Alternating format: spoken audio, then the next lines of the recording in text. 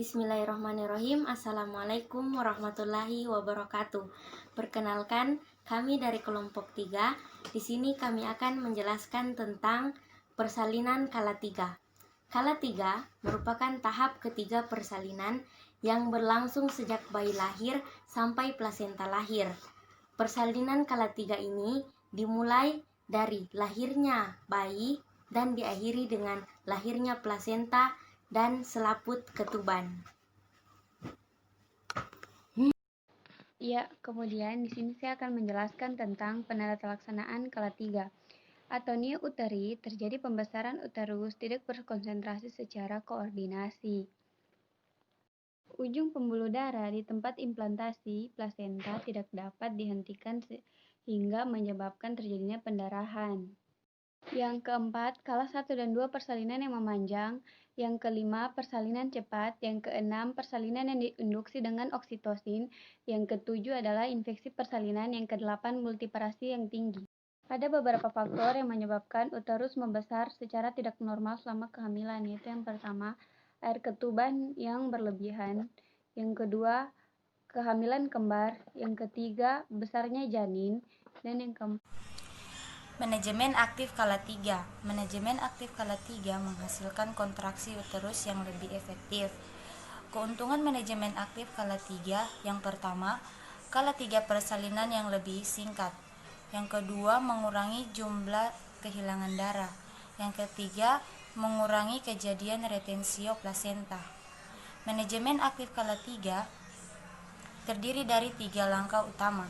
Yang pertama itu memberikan suntikan oksitosin. Yang kedua, melakukan pegangan tali pusat terkendali. Yang terakhir, rangsangan taktil atau pemijatan fundus uteri atau disebut juga massase. Assalamualaikum warahmatullahi wabarakatuh. Perkenalkan, nama saya Domera, D4 Kebidanan tingkat 2A dari Poltekkes Kemenkes Palu. Di sini saya akan melakukan tindakan pemberian suntikan oksitosin. Oksitosin adalah salah satu bentuk hormon alami buatan manusia. Hormon tersebut bekerja dengan membuat rahim berkontraksi dan untuk meningkatkan kekuatan kontraksi rahim. Obat ini umumnya digunakan saat proses melahirkan, terutama untuk mempercepat atau setelah melahirkan guna mengontrol pendarahan. Permisi Bu, perkenalkan saya Midan Elda. Apakah ini benar dengan Ibu Anda? Oh iya, baiklah, jika benar, di sini saya akan melakukan penyuntikan di bagian bawah paha Ibu. Tujuannya untuk mencegah pendarahan. Dimohon kerjasamanya ya Ibu. Permisi Bu, saya bantu membuka selanjutnya ya Ibu. Ibu apakah bisa berbalik Permisi Bu, saya buka dulu selimutnya ya. Ibu bisa berbaring ke kiri.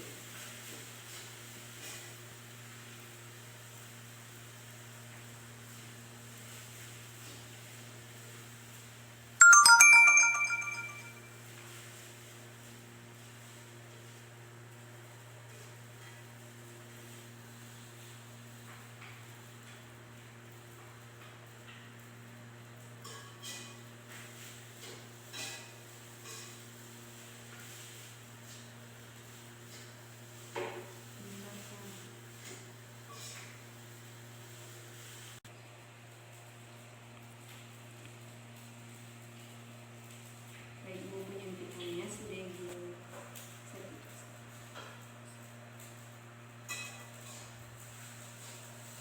Terima kasih. Bagaimana baru?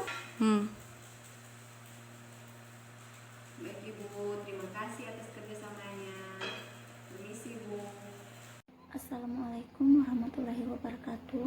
Saya dari kelompok 3 akan menjelaskan kala 3 persalinan normal, yaitu penegangan tali pusat terkendali. Tujuannya agar bisa merasakan uterus berkontraksi saat plasenta lepas. 1. Berdiri di samping ibu. 2. Pindahkan klem yang telah dijepit sewaktu kala 2 persalinan pada tali pusat sekitar 5-10 cm dari vulva.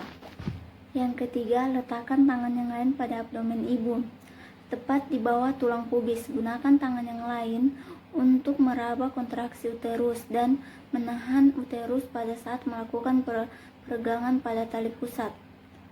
Tangan pada dinding abdomen menekan korpus uteri ke bawah dan atas atau dorsal karnial. Tegangkan kembali tali pusat ke arah bawah. Bersamaan dengan itu, lakukan penekanan korpus uteri ke bawah dan karnial hingga plasenta terlepas dari tempat implantasinya. Permisi Ibu, apakah benar dengan Ibu Eva? Oh baiklah Ibu, di sini saya akan melakukan penegangan tali pusat terkendali. Tujuannya agar bisa merasakan uterus berkontraksi saat plasenta lepas.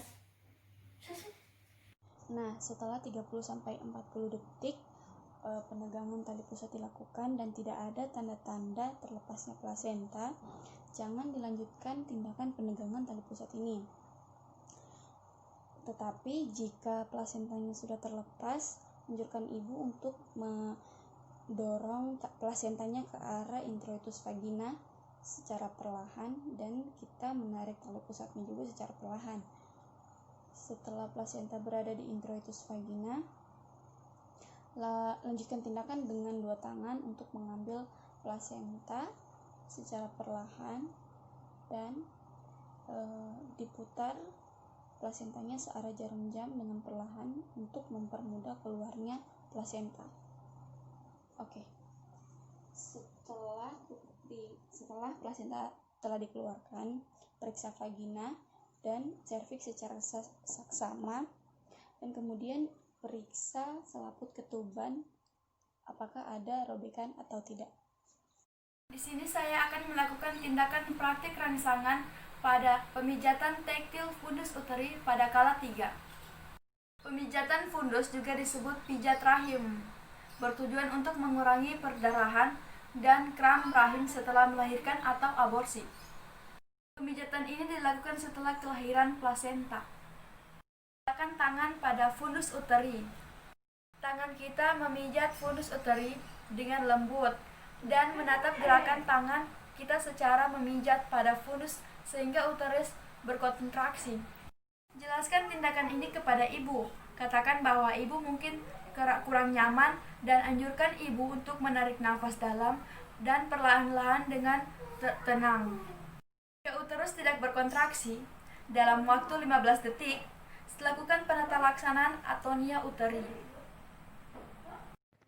Fisiologi persalinan pada kala 3. Penyebab terpisahnya plasenta dari dinding uterus adalah kontraksi uterus, spontan atau dengan stimulus, setelah kala 2 selesai. Berat plasenta mempermudah terlepasnya selaput ketuban, yang terkelupas dan dikeluarkan. Tempat pelekatan plasenta menentukan kecepatan pemisahan dan metode ekskuisi plasenta. Selaput ketuban dikeluarkan dengan penonjolan bagian ibu atau bagian janin. Baiklah, saya akan menjelaskan lanjutan materi dari teman saya, yaitu cara-cara pelepasan plasenta. Cara pelepasan plasenta ini ada 2. Yang pertama, metode ekspulsi Schultze dan metode ekspulsi Matteo-Duncan. Pada metode ekspulsi Schultze, pelepasan ini dapat dimulai dari tengah atau sentral atau dari pinggir plasenta. Hal ini juga ditandai oleh makin panjang keluarnya tali pusat dari vagina tanpa adanya pendarahan pervaginam. Lebih besar kemungkinannya terjadi pada plasenta yang melekat di fundus. Kemudian metode yang kedua, yaitu metode ekspulsi Matteo-Duncan, ditandai oleh adanya pendarahan dari vagina apabila plasenta mulai terlepas. Umumnya pendarahan ini tidak melebihi dari 400 mili. Nah, bila lebih, hal ini disebut dengan patologik. Dan lebih besar kemungkinan pada implantasi lateral. Apabila plasenta lahir, umumnya otot-otot uterus akan segera berkontraksi, pembuluh-pembuluh darah akan terjepit, dan pendarahan akan segera berhenti. Pada keadaan normal akan lahir spontan dalam waktu kurang lebih 6 menit setelah bayi lahir lengkap. Assalamualaikum warahmatullahi wabarakatuh. Perkenalkan, nama saya Liliani Putri, Prodi D4 Kebidanan tingkat 2A. Di sini saya akan mempraktikkan beberapa prasat untuk mengetahui apakah plasenta lepas dari tempat implantasinya. Manajemen aktif skala 3. Manajemen aktif skala 3 menghasilkan kontraksi uterus yang lebih efektif. Keuntungan manajemen aktif skala 3 yang pertama, skala 3 persalinan yang lebih singkat. Yang kedua, mengurangi jumlah kehilangan darah. Yang ketiga, mengurangi kejadian retensio plasenta. Manajemen aktif skala 3 terdiri dari 3 langkah utama. Yang pertama itu memberikan suntikan oksitosin. Yang kedua, melakukan pegangan tali pusat terkendali.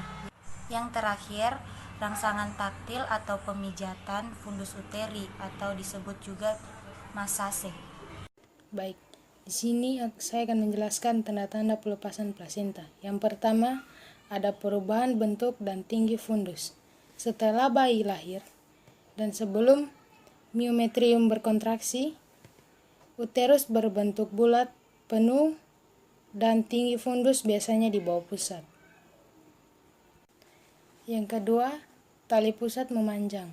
Tali pusat terlihat menjulur keluar melalui vulva. Kemudian yang ketiga adalah semburan darah mendadak dan singkat. Darah yang terkumpul di belakang plasenta akan membantu mendorong plasenta keluar dibantu oleh gaya gravitasi. Tanda-tanda ini kadang terlihat dalam waktu 1 atau 5 menit setelah bayi lahir.